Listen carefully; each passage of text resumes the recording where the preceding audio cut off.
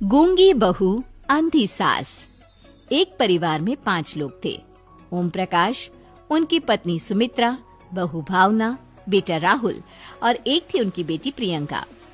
वैसे तो ओम प्रकाश और सुमित्रा के घर में सब कुछ ठीक ठाक था, लेकिन सुमित्रा की एक आदत थी। घर में कुछ भी गलत या सही हो तो वो किसी से कुछ नहीं कहती, और भावना स्वभाव की इतनी सीधी सादी थी कि अगर कोई उसके साथ गलत भी करता तो भी वो उसे कुछ नहीं कह पाती। इसी के चलते प्रियंका और राहुल घर में मनमानी चलाते रहते, क्योंकि घर को संभालने वाली औरतें इस तरह से रहती थी जैसे वो गूंगी और अंधी हो। माँ, मैं अपनी सहेलियों के साथ पिकनिक पर जा रही हूँ। ठीक है बेटा, चली जाओ। और मुझे आने में रात हो जाएगी, देर से ही आऊंगी मैं। अच्छा, कोई बात नहीं बेटा। भावना, तुमको एक बार में समझ में नहीं आता क्या? नाश्ते में फिर से पराठे बना के रख दिए। कितनी बार तुमसे कहा है कि मेरे लिए ढंग का नाश्ता बनाया करो। ठीक है जी, आगे से ध्यान रखूंगी। अरे ये बहू से किस तरह से बात कर रहे हो तुम राहुल?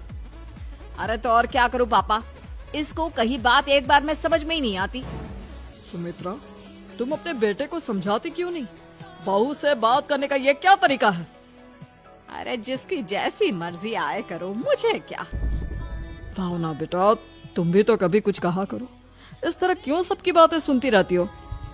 कोई बात नहीं पापा जी, सब ठीक है। रात को काफी देर तक प्रियंका घर नहीं आती, और जब वापस लौट कर आती है तो एक लड़की के साथ बाइक पर बैठकर। सुमित्रा और भावना दोनों ही प्रियंका को लड़की के साथ देख लेते हैं। आज तो जोर से डांट पड़ने वाली है, लेकिन मैं डर क्यों रही हूँ? माँ तो सब कुछ देखकर भी अंधी बनी रहती है।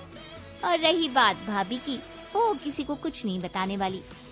कहने को भगवान ने आवाज दी है, लेकिन गूंगी है गूंगी। अरे प्रियंका बेटा, इतनी रात को कॉलेज से लौट कर आ रही हो? कहाँ गई थी तुम?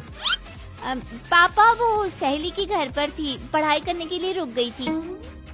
अच्छा, ठीक है, जाओ अपने कमरे में जाओ और सो जाओ। सुमित्रा ने अपनी बेटी को एक लड़की के साथ इतनी रात को आते देखकर भी उससे कुछ नहीं कहा, और भावना ने भी इस बारे में किसी से कोई बात नहीं की। कुछ दिनों के बाद मामा जी का फोन आया था। उन्होंने प्रियंका के लिए कोई रिश्ता ढूंढा है। लड़के वाले उसे देखने आ रहे हैं। अरे मुझे नहीं करनी शादी वादी, किसी लड़की को बुलाने की कोई जरूरत नहीं है। ये तुम क्या कर रही हो प्रियंका बेटा? तुम्हारी शादी की उम्र हो चली है और तुम्हारे मामा जी ने बहुत अच्छा रिश्ता बताया है। पापा, अब जिद क्यों कर रहे हैं? और आप क्यों मेरी मर्जी के खिलाफ शादी कराना चाहते हैं? अरे माँ, इसको समझाइए ना। आपकी बेटी, आप तो बस चुपचाप सब कुछ होते हुए भी देखती रहती हैं। अरे तो क्या कहूँ, और मेरे कहने से क्या हो जाएगा? वैसे भी गलत क्या हो रहा है, सब कुछ सही तो है। भावना बहू, देखो तो प्रियंका हमारी बात नहीं समझेगी, लेकिन वो तुम्हारी हम उम्र है। क्या पता तुम्हारे कहने से उसे कुछ समझ में आ जाए। नहीं पापा जी, मेरे कहने से कुछ नहीं होगा। मैं प्रियंका को कैसे समझा सकती हूँ? वो ननद है मेरी, कहीं मेरी किसी बात का बुरा मान गई तो? सुमित्रा और भावना में से कोई भी प्रियंका को कुछ नहीं समझाता। इस बात से राहुल और ओम प्रकाश जी दोनों ही परेशान हो जाते हैं। और फिर जब लड़का प्रियंका को देखने के लिए आता है, मुझे आपकी बेटी बहुत पसंद है, मैं उसके साथ शादी करने के लिए तैयार हूँ। देखो, मुझे तुमसे शादी नहीं करनी, और ये बात जितनी जल्दी समझ में आ जाए अच्छा रहेगा। अरे तो फिर आप लोगों ने मुझे यहाँ बुलाया ही क्यों? माफ कर दो बेटा, वो हमारी बेटी जरा गुस्से में है, हम उसे समझाने की कोशिश करते हैं। हाँ, देखिए आप नाराज मत होइए, वो तो उसने बस ऐसे ही कह दिया होगा। अरे कोई ऐसे ही कुछ कहता है क्या? और ये आपकी पत्नी और माँ, ये दोनों इस तरह चुपचाप क्यों बैठे हैं, जैसे इस घर के मेंबर ही ना हो? आपके घर में सब कुछ ठीक तो है ना? अरे सब कुछ ठीक है बेटा।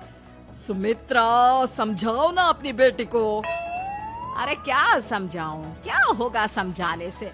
सब ठीक ही तो हो रहा है, गलत क्या हो रहा है? भावना, प्रियंका को अंदर लेकर जाओ और उससे समझाओ कि कितना अच्छा रिश्ता है, इतना अच्छा लड़का है, इस तरह से बिहेव ना करे। नहीं जी, मैं किसी से कुछ नहीं कह सकती जी। अरे अजीब परिवार है, मुझे तो यहाँ से निकलना पड़ेगा। इस तरह से तो आपकी बेटी की शादी किसी से नहीं हो सकती। जिसके घर की औरतें गूंगी और अंधी बनकर बैठ जाए, उस घर का कुछ नहीं हो सकता। ओम प्रकाश और राहुल सुमित्रा और भावना की हरकतों की वजह से बहुत परेशान हो जाते हैं। एक दिन वो दोनों आपस में बात करते हैं। पापा, समझ में नहीं आता कि भावना और माँ को कैसे समझाया जाए। सही कहते हो बेटा, तुम और मैं काम के सिलसिले में सारा दिन घर के बाहर रहते हैं और घर की दोनों औरतें जिन्हें सारा घर संभालना चाहिए गूंगी और अंधी बनकर बैठी हैं। पापा आप ही बताइए इसका क्या उपाय है। मेरी तो कुछ समझ में नहीं आता बेटा, लेकिन हमें कुछ तो करना पड़ेगा क्योंकि इन सब की वजह से प्रियंका बहुत ज्यादा बिगड़ती जा रही है। तुमने देखा उसे किस तरह से बिहेव किया था। अरे लेकिन पापा हम करेंगे क्या।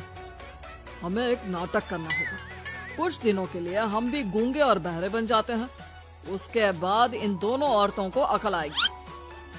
हाँ पापा, शायद आपकी बात ठीक है। हम दोनों हर बार बात को संभाल लेते हैं और इसी वजह से माँ और भावना कुछ भी करने की कोशिश ही नहीं करते। और फिर अगले दिन, भावना, नाश्ते में क्या बनाया है?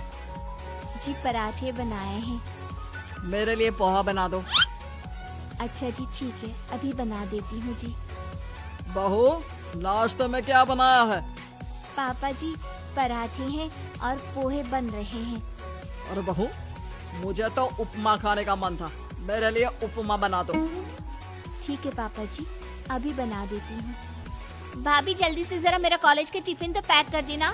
और सुनो, मुझे ना भिंडी की सब्जी खाने का मन है। सुमित्रा चुपचाप बैठी बैठी सब कुछ देख रही थी। उसने किसी से कुछ भी नहीं कहा और ये देखकर भावना को मन ही मन गुस्सा आ रहा था, लेकिन वो किसी से कुछ नहीं कह रही थी। उसे लग रहा था कि ओम प्रकाश जी जो हमेशा उसकी साइड लेते थे वो भी आज चुपचाप बैठे हुए थे। शाम के वक्त प्रियंका अपने बहुत सारे दोस्तों को लेकर घर आती है और उधर दूसरी तरफ से राहुल भी अपने ऑफिस के दोस्तों को लेकर घर आ जाता है।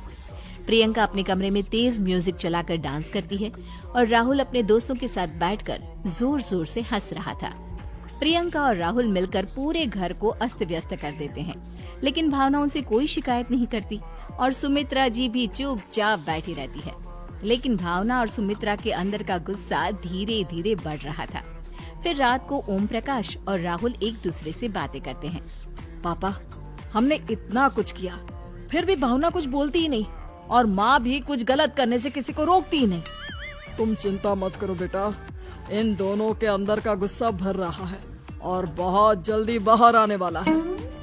अगले दिन, अरे बहू, ये कपड़े धुले हैं या गंदे हैं? पापा जी कपड़े तो मैंने धोकर ही आपकी अलमारी में रखी थी। मुझे तो साफ नहीं लग रहे, एक बार और धो देना। प्रियंका, मैं सोच रहा था कि तुम्हें उस लड़के से शादी नहीं करनी है ना, मत करो। एक काम करो, वैसे भी क्या रखा है शादी वादी में, तुम्हें जो लड़का पसंद है उसके साथ जाकर कोर्ट मैरिज कर लो। इस बार ओम प्रकाश और राहुल की बात सुनकर भावना और सुमित्रा के अंदर का गुस्सा जाग उठता है। मैं किसी से कुछ कहती नहीं जी, इसका मतलब ये है कि आप लोग मुझे परेशान करते ही रहेंगे। कल 4 बार मुझसे नाश्ता बनवाया, आज पापा जी मुझसे धुले हुए कपड़ों को बार बार धुलवा रहे हैं। अरे मैं इंसान हूँ जी, कोई मशीन नहीं हूँ। तुम दोनों ने मिलकर इस घर की कैसी हालत बना दी है और अपनी बहन को भागकर शादी करने के लिए कह रहे हो। तुम भाई हो या दुश्मन? ओम प्रकाश और राहुल जोर जोर से हंसने लगते हैं। अरे इसमें हंसने की क्या बात है? हम लोग यहाँ इतने परेशान हो रहे हैं जी, तुम लोगों को ऐसी हरकत करने के बाद भी हंसी आ रही है। ये क्या कर रहे हैं जी आप दोनों? यही तो हम चाहते थे कि सुमित्रा तुम अंधी होकर ना बैठी रहो। घर में कुछ भी गलत हो तो उसे रोकने की कोशिश करो। और भावना, तुम अपने साथ हो रहे गलत व्यवहार पर भी कभी मुंह नहीं खोलती। ये सही बात नहीं है। मैं चाहता था कि तुम्हारी भी जुबान खुले, तुम गलत बात का विरोध करो। गूंगी बहू और अंधी सास की ये जोड़ी इस घर में अब नहीं चलेगी।